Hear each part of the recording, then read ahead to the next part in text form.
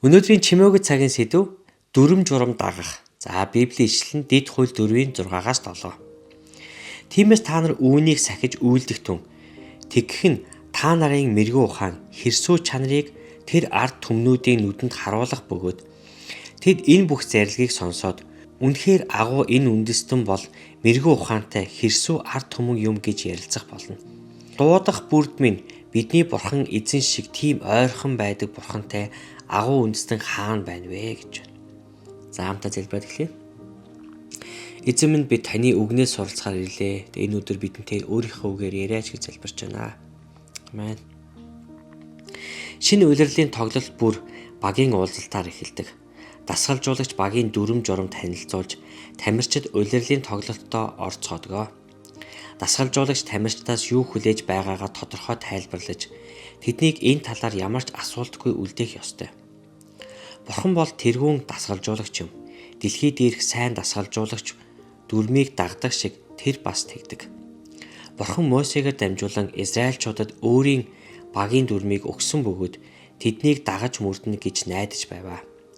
Дасгалжуулагчид тамирчид биднийг багийн дүрмийг баримтлана гэж найдахдаа шагнал урамшуулж амладаг. Шагнал нь талархал тэмдэг байж болно. Эсвэл дасгалыг багасгах гэж ч болно. Юу ч байлаа гэсэн багийн дүрмийг баримтлсныхаа үр шимд шагнал хүртэн гэдгийг дасгалжуулагч бидэнд хэлдэг. Хамгийн дээд ахлах дасгалжуулагч Бурхан дүрмийг нь дагаж мөрцөн хүмүүст өөр шагнал өгдөг. Түүний шагнал зөвхөн энэ дэлхийх төдийгүй мөнхийх юм аа. Бидний мөнхийн шагнал бол Христийн төлөө өөрчилсөн хүмүүс маань байх болно. Илч Паул Тесалоникийн Христэд итгэжтийн талаар тэд Есүсийг ирэхэд Паулын баяр баясгалан өргөмжлийн титэм болно гэж хэлжээ. Бид Бурханы хаанчлалд нөлөөлсөн гэдгээ мэдэх нь спорт хүрмээр шагнуулахаас ч дээр юм аа. За Матай 5:33-аас хуурамчаар бүү тангарагл харин эзэнд амласнаа биелүүл гэж хууччуулд хэлснийг та нар мөн сонссон.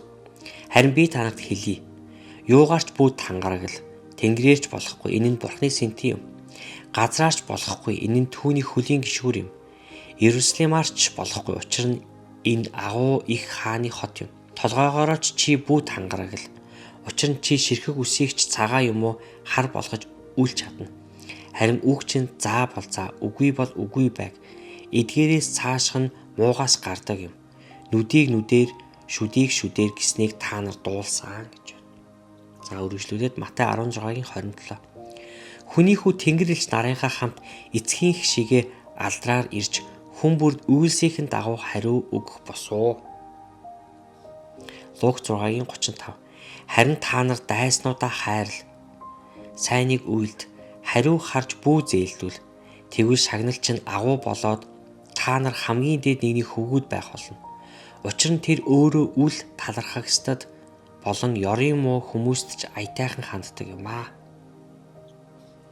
Колосай 3:23. Та нар юу ч хийсэн хүмүүсийн төлөө бос. Эзний төлөө чин зүрхнээсээ хийх түн. Учир нь та нар эзнээс өв залгамжлын шагналыг хүлээн авахаа мэддэг. Та нар эзэн Христэд үйлчилж байгаа юм аа гэж байна. Амен. Тэгээд эзний үг үргэлжлүүлэн та бүхэнтэй ярих болтугай. Бурхан ивэг